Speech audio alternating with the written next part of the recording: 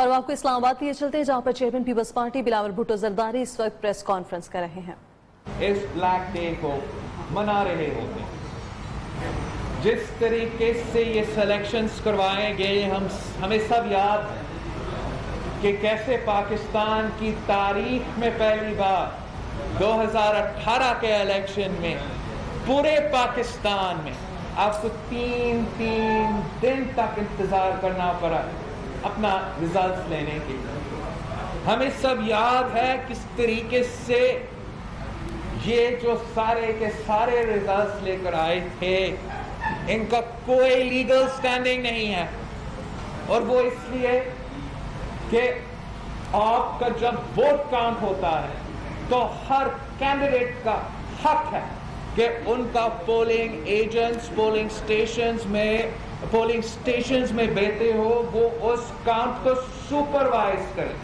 اور جیسے آپ سب کو پتا ہے پاکستان بھر میں پولنگ ایجنٹس کو پولنگ سٹیشن سے باہر نکالا گیا تھا. اس سلیکشنز میں ہمیں سب پتا تھا کہ فارم 45 کا کیا اہمیت ہے اور پاکستانی قوم کو یہ سمجھانا کہ فارم 45 کا کیا اہمیت ہے. اس میں عمران خان صاحب کا اپنا بہت ہی بڑا کردار ہے لیکن 90% فارم 45 جو اس سلیکشن کے تھے وہ آج تک غائب ہے.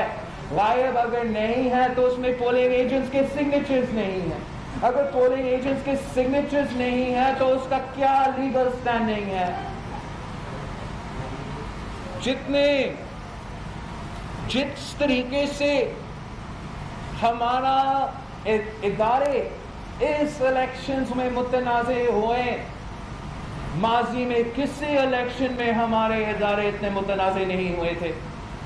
یہ پاکستان کا شاہد واحد الیکشن تھا پہلا الیکشن تھا جس میں ہر پولنگ سٹیشن باہر اور اندر ہمارا فوج کو کھڑا کر دیا گیا. اس الیکشن سے پہلے پاکستان پیپلز پارٹی نیشنل اسمبلی میں نہیں نیشنل اسمبلی ختم ہو چکا تھا سینٹ میں پارلیمان میں اور پارلیمان کے باہر اس ایشو پہ ایجیٹیٹ کرتا رہا کہ اگر آپ نے سیکیورٹی دینا ہے تو سیکیورٹی کے حد تک آپ باہر کھڑا ہو سکتے ہیں. اندر کھڑا ہونے کا کیا قانونی آئینی یا لاجیکل جہاز بنتا ہے جبکہ آپ نے جب دہشت گردی عروج پہ تھا جب 2007 کے الیکشنز چل رہے تھے جب پاکستان کے سڑکوں پہ پاکستان کے عوام کا خون بہ رہا تھا جہاں پاکستان کے ہر صوبہ میں شہید محترمہ بینظیر بھٹو کی شہادت کے بعد آگ جل رہا تھا. اس ماحول میں جب آپ نے الیکشنز کیے تھے تو تب ہر پولنگ سٹیشن کے اندر اور باہر فوج نہیں تھے. جب آپ نے 2013 کے الیکشنز کیے تھے تب بھی دہشت گردی کا خطرہ تھا تب بھی ہمارا کینڈیڈیٹس اغوا ہو رہے تھے تب بھی آپ نے ہر پولنگ سٹیشن کے اندر اور باہر فوج کو کھڑا نہیں کیا تھا.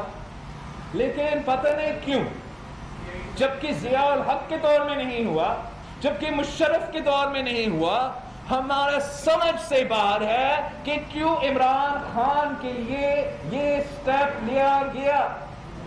اس سے میں سمجھتا ہوں کہ ہمارا الیکشن پروٹیسٹ متنازع ہوئے اور وہ لوگ جن کو متنازع کبھی بھی نہیں ہونا چاہیے جن کو کبھی کسی بھی صورت میں کسی بھی سیاسی رنگ کو نہیں آنا چاہیے جب آپ پولنگ سٹیشنز کے اندر ہوں گے جب آپ پولنگ سٹیشنز کے باہر ہوں گے جب چھٹی وہ پول سلپ کلیکٹ کرنے کے وقت آپ وہاں ہوں گے جب پولنگ ایجنٹس کو پولنگ سٹیشنز کے باہر پھینکنے کے وقت آپ وہاں ہوں گے تو پھر متنازع ہو جائیں گے. تو میں سمجھتا ہوں کہ جتنا نقصان اس الیکشن نے ہمارا سسٹم کو کیا تھا شاید ماضی میں اتنا نقصان نہیں ہوا. اور اتنا جو دہشت گردی کے واقعے ہوئے تھے اس الیکشن میں وہ بھی ہوئے تھے ہمارا جو اس وقت کا الیکشن کمیشن تھا اس نے تو پرامن کا نام دیا تھا اس الیکشن کو الیکشن کے بعد، لیکن ہمیں پتا ہے کہ کیسے پورے پاکستان میں دہشت گردی کے واقعے تھے، کیسے پشاور میں دہشت گردی کے واقعے تھے، کیسے اس الیکشن میں بھی ایک اور بلوچ خاندان سے تعلق رکھنے والے بلوچ شہید ہو چکا تھا، کیسے شہید سجرانی صاحب کو بلوچستان میں شہید کروایا گیا، کیسے پنو میں دہشت گردی کا واقعہ تھا، کیسے الیکشن ڈے پہ میرا اپنا لڑکانہ میں میرا پولنگ کیمپ پہ بم دھماکہ ہوا۔ یہ تو خبر بھی نہیں تھا، یہ تو پاکستان کا بریکنگ نیوز بھی نہیں تھا کہ پیپلز پارٹی کا کیمپ پہ لڑکانہ میں دھماکہ۔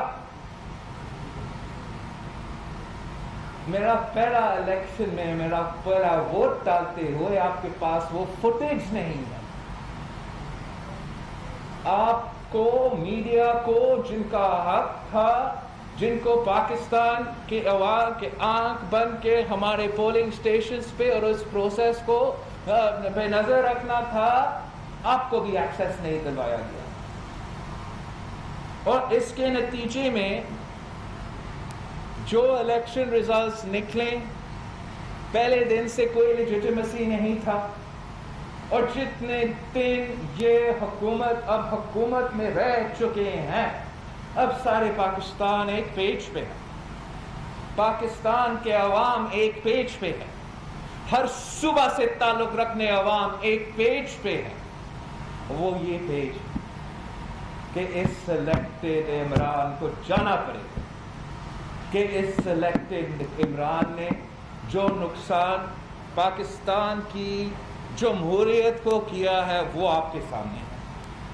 جو نقصان اس سلیکٹڈ عمران نے ہمارا معیشت کو کیا ہے وہ آپ کے سامنے ہے۔ تاریخ میں ہم اتنے برے معاشی صورتحال کے مقابلے کبھی نہیں کیے ہیں، اور آگے جا کے اگر یہ سلیکٹڈ رہے گا تو ہمارا معاشی حالات مزید برائی کی طرف چلا جائے گا۔ تو جمہوریت کو نقصان، معیشت کو نقصان، ہمارا سوسائٹی کو نقصان، لیکن سب سے اور زندگی کو نقصان رہا ہے اور آج تک ہے، وہ بھی اس وزیر اعظم کی وجہ سے ہے۔ ایک بڑا وجہ سپوزٹلی اس وزیر اعظم کو لے کر آنا وہ یہ تھا کہ ہم نے ایک کرپشن فری پاکستان بنانا تھا، ایک کرپشن فری پاکستان بنانا تھا، اور اگر آپ صاف شفاف صادق اور امین عمران خان صاحب کو بس اس کو وزیر اعظم کی کرسی پہ بس بٹھا دینا تو 90 دن کے اندر ہی اندر پاکستان میں کرپشن ختم ہونا تھا۔ اب آپ پوچھے عوام سے، پاکستان کے عوام سے، آج نیا پاکستان میں کتنا کرپشن ہو رہا ہے، نیا پاکستان میں کتنا کرپشن ہو رہا ہے۔ ٹرانسپیرنسی انٹرنیشنل سے پوچھے، ٹرانسپیرنسی انٹرنیشنل میں تو ایک سیاسی جماعت کو میرا رائے ہوگا، لیکن ٹرانسپیرنسی انٹرنیشنل کا اپنا انالیسس ہے کہ جو کرپشن نیا پاکستان میں سلیکٹڈ دور میں ہوا ہے، پاکستان کی تاریخ میں اتنا کرپشن نہیں ہوا۔ اگر اس عمران خان نے کہا تھا کہ اس نے کسی کو NRO نہیں دینا تھا، اس نے اپنا دور حکومت میں سب سے زیادہ ایمنسٹی سکیمز دلوائے ہیں، ہر کرپشن منصوبہ کو تحفظ دلوایا ہے۔ سب سے پہلے جو سب سے بڑا وائٹ ایلیفنٹ ہے ہمارا، وہ BRT کا جو منصوبہ آج تک متنازع ہے، اس کو NRO دلوایا گیا ہے۔ سنا ہے کہ ان دوستوں کو مزید کام ملا ہے وفاقی حکومت کی طرف سے، اس پہ کرپشن، معلم جمبا کا کرپشن، بلین ٹری سونامی کا کرپشن، ہر منسٹر کا، ہر ایڈوائزر کا، ہر اسپیشل اسسٹنٹ کا جو ایسٹس ابھی ڈکلیئر کیے گئے ہیں، کیا کسی میں ہمت ہے ان سے پوچھنا کہ ان کا ایسٹ بیونڈ مینز کا کیس نہیں بنتا؟ خورشید شاہ کی طرح پہلا گرفتار پھر سوال پوچھنا کا کیس نہیں بنتا؟ عمران خان صاحب نے ہر مافیا کو این آر او دلوایا، چینی چوری میں این آر او، آٹا چوری میں این آر او، تیل چوری میں این آر او، اور سب سے بھر کر آپ کے سامنے کلبھوشن یادو کے لیے بھی این آر او، وہ جس نے کشمیر کا سفیر بننا تھا وہ آج کلبھوشن یادو کا وکیل بن چکا ہے۔ اب آپ سب نے ہمارا وزیر قانون کا نیا شریف الدین پیرزادہ صاحب کا ناکام کوشش دیکھا اس آرڈیننس کا جسٹیفیکیشن دینا نیشنل اسمبلی کے فلور۔ یہ کہتے ہیں کہ یہ انٹرنیشنل کورٹ کے جو جورسڈکشن ہیں اس کی وجہ سے وہ یہ کام کرتے ہیں۔ ایک تو اگر میں ایک سیکنڈ کے لیے بھی یہ مانتا ہوں کہ آپ صرف اور صرف انٹرنیشنل کورٹ آف جسٹس کے لیے یہ کام کر رہے تھے، تو وہ انٹرنیشنل کورٹ آف جسٹس کا کام تو آرڈیننس سے پورا ہوا نہیں۔ آپ نے پھر کیوں اسلام آباد ہائی کورٹ میں جا کے اس کا ایڈوکیٹ کے لیے درخواست ڈالا؟ حکومت پاکستان کا درخواست، اس سوال کا جواب میرے پاس نہیں۔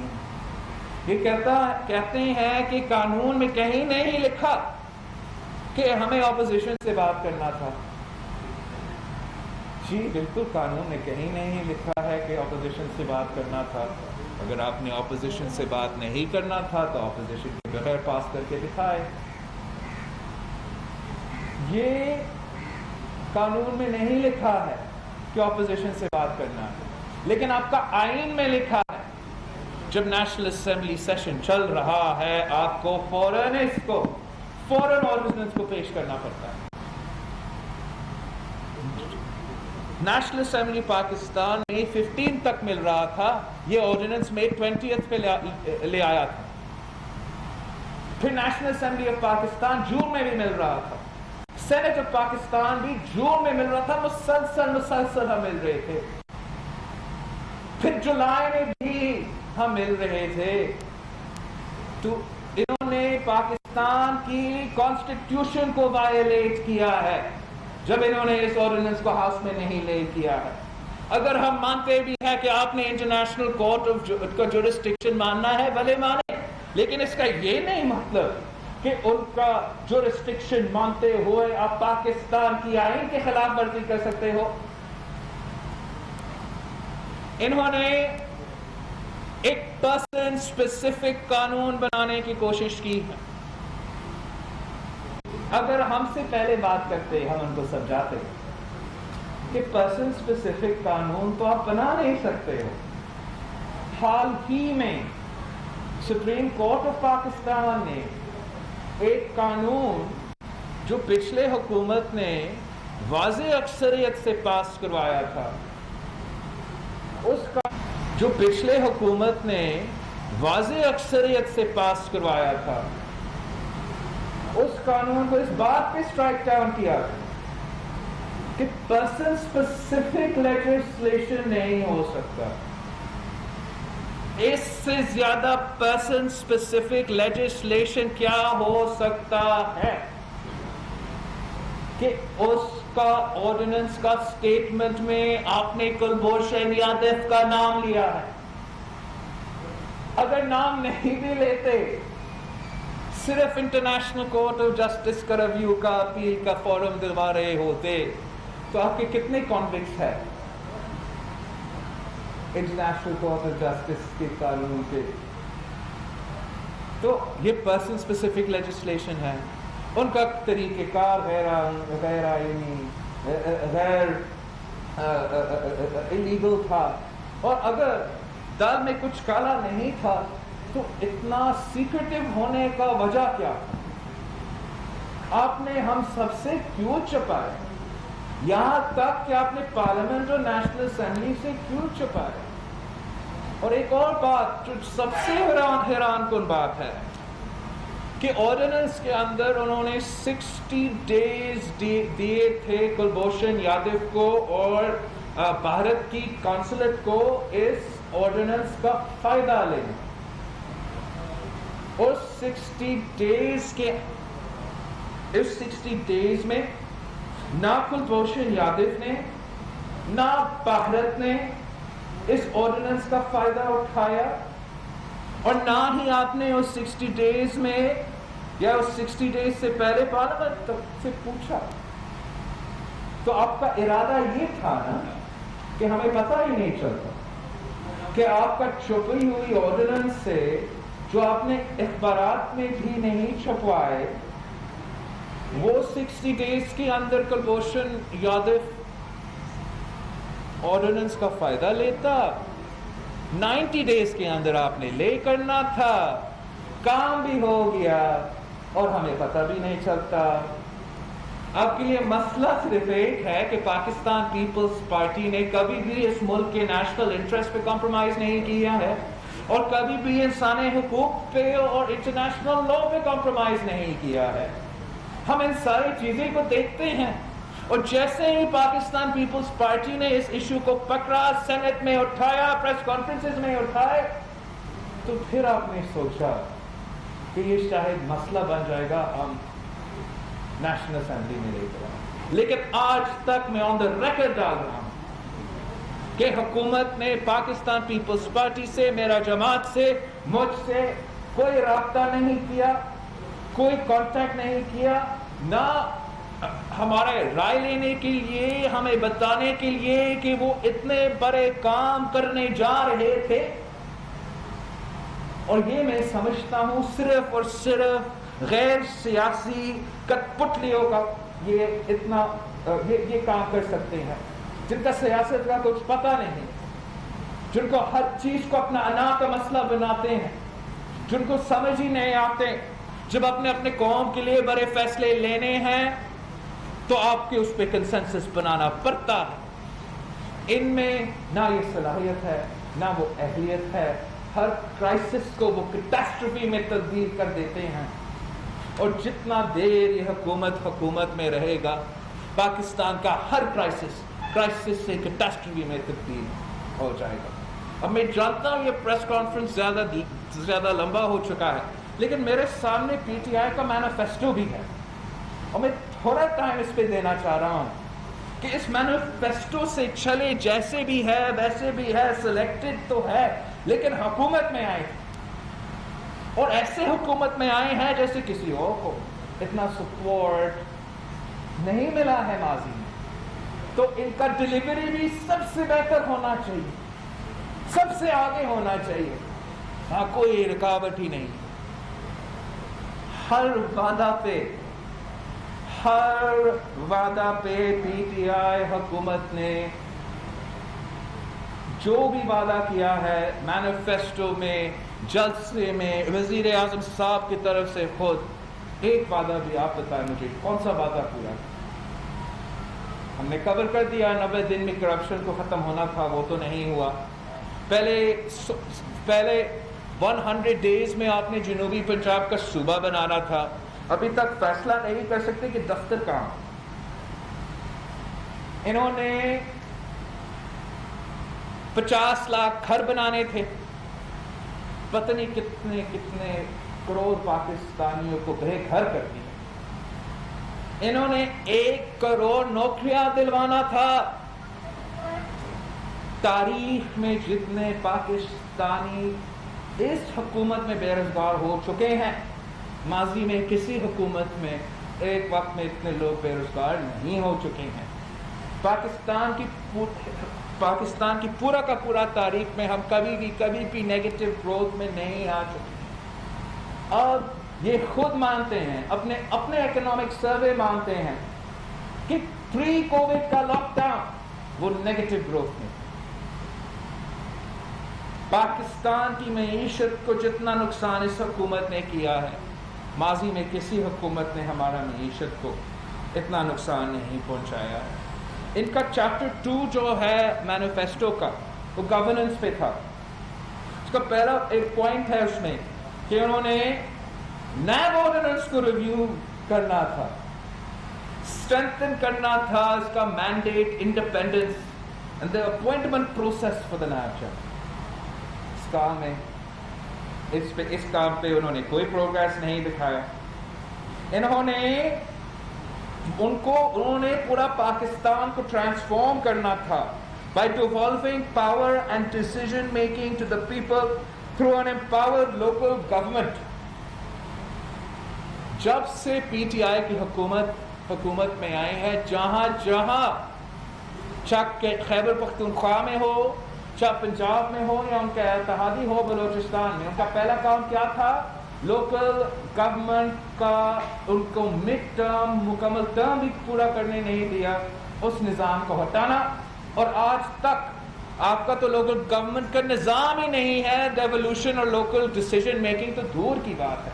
اور میں فخر کے ساتھ کہہ سکتا ہوں کہ سندھ میں آج پہلی بار اگست کے مہینے میں انشاءاللہ تعالی ہمارا جو پورا سندھ کا لوکل گورنمنٹ کا نظام ہے, جس میں کچھ جگہ میں میرے مخالف کی بھی حکومت, جہاں میرا کیپٹل شہر میں میرا مخالف کا حکومت ہے, میں فخر سے کہہ سکتا ہوں بہتری کا گنجائش ہوگا میرا لوکل باڈی کا نظام, لیکن میں فخر کے اس کہہ سکتا ہوں کہ میں پاکستان میں واحد وہ صوبہ ہے جہاں میرا لوکل گورنمنٹ اپنا ٹرم مکمل کرے گا. اور یہ اس سلیکٹڈ دور میں ایک جمہوریت کی جیت ہے. اور اب ان کو اپنے عوام کو اگلے الیکشن میں فیس کرنا پڑے گا. اگر وہ مطمئن ہو ان کا کام میں, ان کا محنت میں, تو ان کو پھر سے منتخب کریں گے. مطمئن نہیں ہے کسی اور کو موقع ملے. ڈیولوشن ان کا بات کرتے ہیں, تنقید ہم پہ ہوتا ہے, لیکن ایک ہی جگہ ہے پورے پاکستان میں جہاں آج تک لوکل گورنمنٹ جاری ہے. انہوں نے وعدہ کیا تھا کہ وہ ڈی پولیٹیسائز ان کو کرنا تھا ہمارا پولیس کا نظام, اور اس کا جو جس تیزی کے ساتھ آئی جی چاہے پختونخوا کا ہو یا خاص طور پہ پنجاب کا ہو یا یہاں اسلام آباد کا ہمارا کیپٹل کا ہو, تبدیل ہوتے ہیں. آپ کو اندازہ ہے کہ کتنے سیاسی طور پہ ہمارے پولیس اس وقت چل رہے ہیں. یہاں تک کہ وزیر اعظم صاحب کے جو جیسے وہ ہنی مون پیریڈ کا حکومت میں تھا, پہلا جو آئی جی انہوں نے نکالا تھا وہ اس بات پہ تھا کہ ایک وزیر کے گھر پہ ایک جانور بسا تھا, اور اس بات پہ آئی جی اسلام آباد تھا. آج تک یہ ڈی پولیٹیسائز پولیس کا نظام انہوں نے پنجاب میں بھی انٹروڈیوس نہیں کیا ہے. انہوں نے بہت سے وعدے کیے ہیں, ہر وعدہ پہ مکر چکا ہے. انہوں نے وعدہ کیا تھا کہ وزیر اعظم ہاؤس جو ہے وہ یونیورسٹی بنے گا. آج تک وزیر اعظم صاحب تو وہاں ہے. وزیر اعظم صاحب نے تو بائسیکل پہ جانا تھا دفتر ہر دن, ابھی تک وہ تو ہیلی کاپٹر پہ جاتا ہے. وزیر اعظم صاحب نے وعدہ کیا تھا کہ ہر صوبہ کا گورنر ہاؤس کو وہ یونیورسٹی میں تبدیل کر دیں.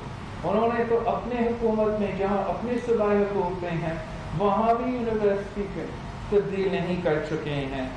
انہوں نے وعدہ کیا تھا کہ وہ ایک رائٹ ٹو انفارمیشن پہ they were going to facilitate a drive through legislative reform for the right to information and the right to service, and we will abolish the culture of secrecy, and we will ensure that all government actions, records, information are open to public scrutiny. اب national assembly کے ممبر ہوتے ہوئے جو ہمارا حق ہے آپ کے ڈاکیومنٹس دیکھنے کے لیے, ہمیں نہیں دیکھنے کی اجازت دیتے. پاکستان کی عوام تو دور کی بات ہے. یہ پورا کا پورا لسٹ ہے, میں آپ سب کے ساتھ شیئر کروں گا. ہر وعدہ پہ میں نے ان حق کا ہر پیج سے میں I've gone through their manifesto, and ہر جگہ سے ہر موقف سے، ہر وعدہ سے وہ مکر چکے ہیں، یو ٹرن لے چکے ہیں، ستیہ ناش کر چکے ہیں، ہمارا جمہوریت کا جنازہ نکال دیے ہیں، ہمارا معیشت کو تباہ کر چکا ہے، آج تک یہاں تک کہ ہر پاکستانی کا فصل آج کا خطرہ میں ہے، ہر پاکستانی کا صحت اور زندگی خطرہ میں ہے۔ اس سلیکشن کا جو بوجھ ہے پاکستان کے عوام آج تک اٹھا رہے ہیں، اب ہمیں فیصلہ کرنا ہے کہ ہم کب تک اس پہ انسسٹ کرتے رہیں گے کہ اس سلیکٹڈ کو ہی رہنا ہے، جو بھی حال ہو ہمارا ملک کا، جو بھی حال ہو ہمارا فارن پالیسی کا، جو بھی حال ہو ہمارا معیشت کا، یہ فیصلہ پاکستان کی عوام کو لینا ہے۔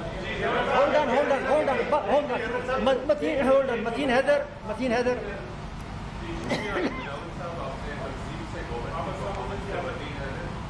لیکن اس ساری صورتحال میں ہمیں اپوزیشن خود ڈیوائیڈڈ اور کمزور نظر آ رہی ہے۔